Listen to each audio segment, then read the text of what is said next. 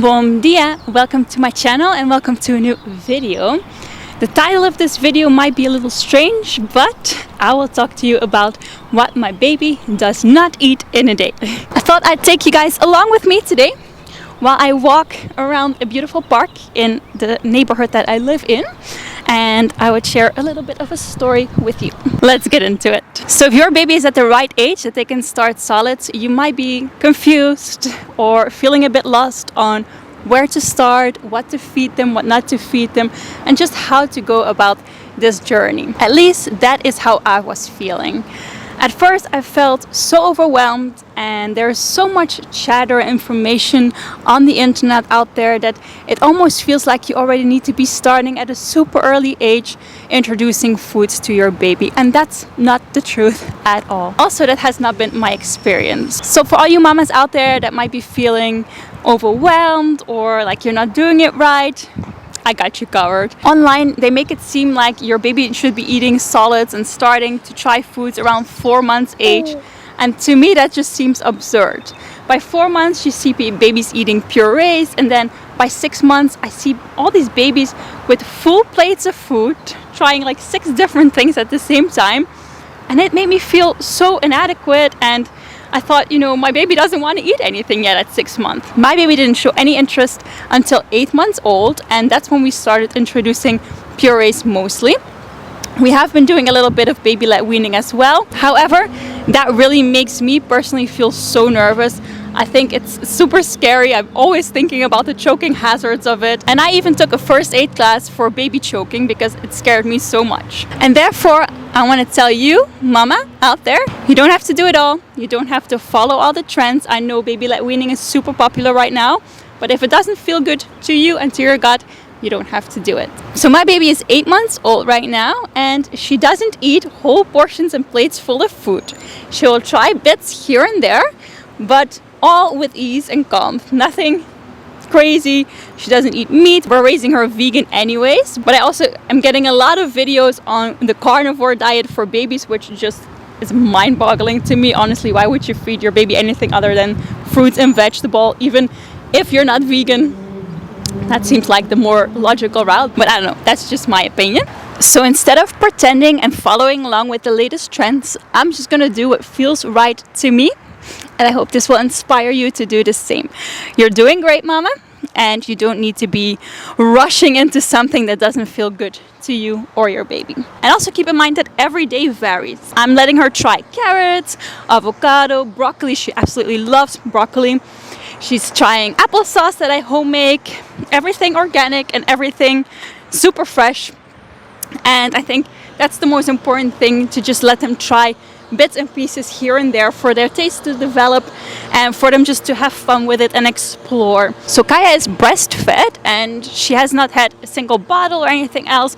I've never felt the need to pump because I'm always with her. I'm a stay-at-home mom, so super fortunate in that regard. So I've never felt the need to pump because she's always with me. So she gets her food straight from the source. She's never had any formula either. So that's pretty much her background and how we started. She's still being breastfed every single day, and that's her main source of calories, of nutrients, of everything good.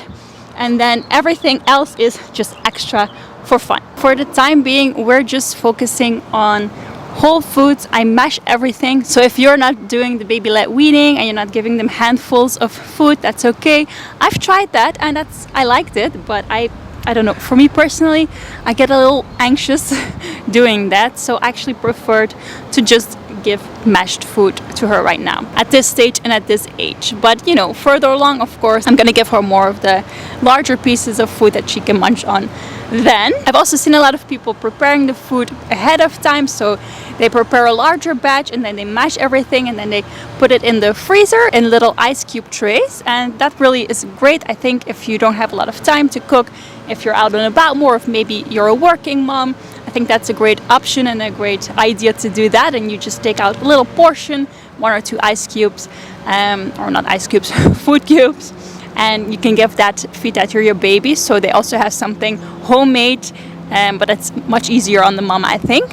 I've tried that. It personally didn't really work for me in the sense that, I have the time to cook, and I'm usually making vegetables and fruits for Mo and I as well, so I might as well just make a little larger portion and just feed that to my baby and let her try things off of our plates, so she sees a great example of what we're eating, and then she'll get curious and want to eat that as well. And so basically for me it was more effort, and I didn't really love the taste of the bites of the food that came out of the freezer. It's my personal preference, of course. You can do whatever you want. I do think it's a very, very great option to have something homemade for your baby if you're running a little short on time. So for sure in the future I will be making videos on what my baby does eat in a day, all vegan and gluten-free, because she does have a very big sensitivity to gluten, just like her mama does. So I'm sorry about that. Pass that on to her. But for now I thought I would make this video because I feel like none of this content exists. I've never seen anyone make a video about what my baby doesn't eat, because you always see the glamorous things and the successful videos about what my baby eats in a day, and I've personally experienced that that's just not reality. At least in my experience, she hasn't shown any interest until 8 months, and you know, what I'm seeing online is really not at all a proper depiction of the reality. And maybe it is for some people, maybe it is for some children. They might have a big appetite.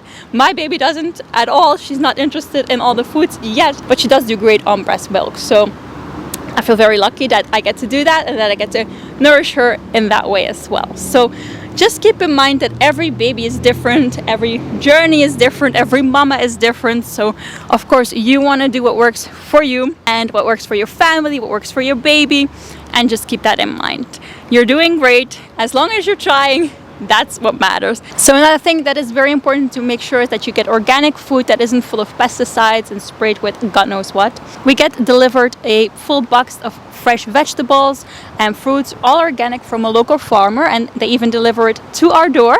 And it's a box full of 15 kilograms of fresh produce, and it's so good. It's what we eat as her parents, but it's also something that I'm very happy and blessed to get to share with our baby. Thank you for joining me on my walk. This was just a little bit of a heartfelt conversation, something that I'd been feeling a lot of stuff about, a lot of emotions about, and I'm very lucky that I have a couple of girlfriends who already have babies and had babies before me that I can lean on and that I can ask questions. So if you have a community like that, feel happy, feel blessed about that. Always ask questions.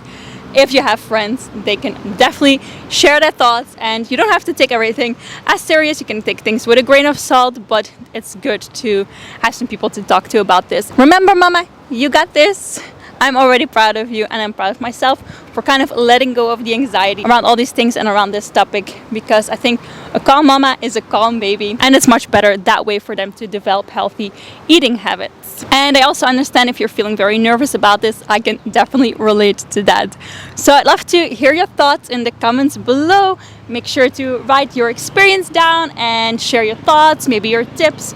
I love for this to be a community where we can all thrive together and learn from each other. Sounded like a helicopter, but it was just a car. You got this, mama. Thank you so much for watching, and I hope to see you in the next video.